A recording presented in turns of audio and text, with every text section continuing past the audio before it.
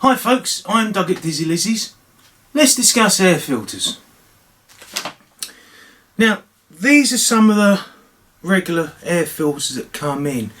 You've got your paper cartridge, you've got your various foam types, still have a hard air filter on some of theirs, and this one's got a little foam piece on it.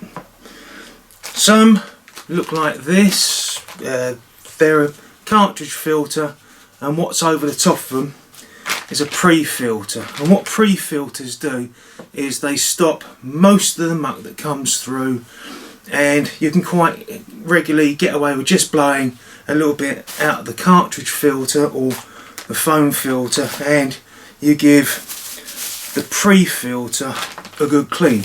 Quite often you have to replace them, and normally when that does, that's when you need to replace the paper filters. Now, when it comes down to certain things, people ask, do you oil them? Yes, on these type foam filters. No to these, and none of these pre-filters. Even though they're foam, you do not oil them. What happens when you oil these? Well, I'll show you an air filter that come in and it got covered in oil. Looks okay, but the machine didn't run. And I'll show you in the next selection of this is what a bad air filter looks like. Those are the normal air filters I work with, that's why I've got them in stock. But there is another type of air filter as an oil bath, and it's basically a dish where you put engine oil into it and the air gets drawn up through the oil, and that is what separates the muck from the clean air which goes into your engine. Also, one other thing I should mention, if you don't have a correct air filter, yes, you can get away without using it if it's causing you to chug, but don't run it for long because muck will get drawn into the engine, and it will wear the engine out. And don't try to make an extremely coarse Brillo pad air filter, because I had a generator come in once and the air filter they put in there was one of these brown really coarse Brillo pads, and the only thing it would stop was things like leaves, twigs, small children from being sucked into the engine.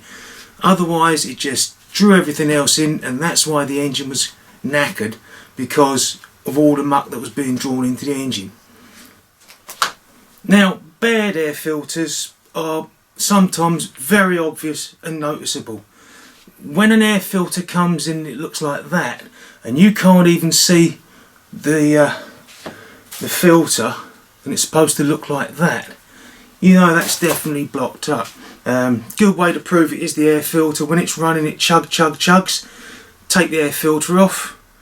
If it starts running properly, you know it's the air filter.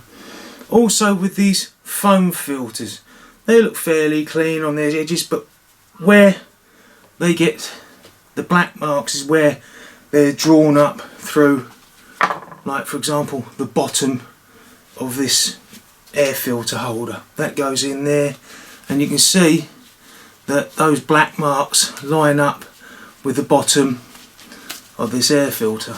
You can clean them sometimes, but for the price it's easy to replace them. You get these other air filters. I remember I had one of these come in and there was literally like a little piece of mush that was left over. Now also these ones, this is a steel air filter, paper one. It looks fairly clean, but no, that is blocked.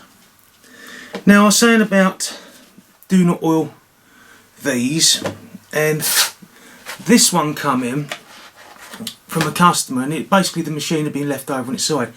Now I've been waiting to make this video for a while, and you can see this cardboard box is absolutely soaked from the oil that's come out of this air filter.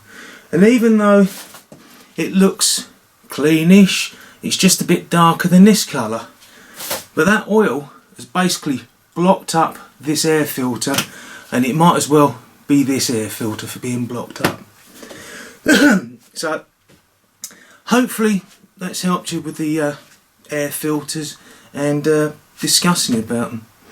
So no, take care folks, and if you found that helpful, hit the like and subscribe button, and until next video, take care and be safe. Bye.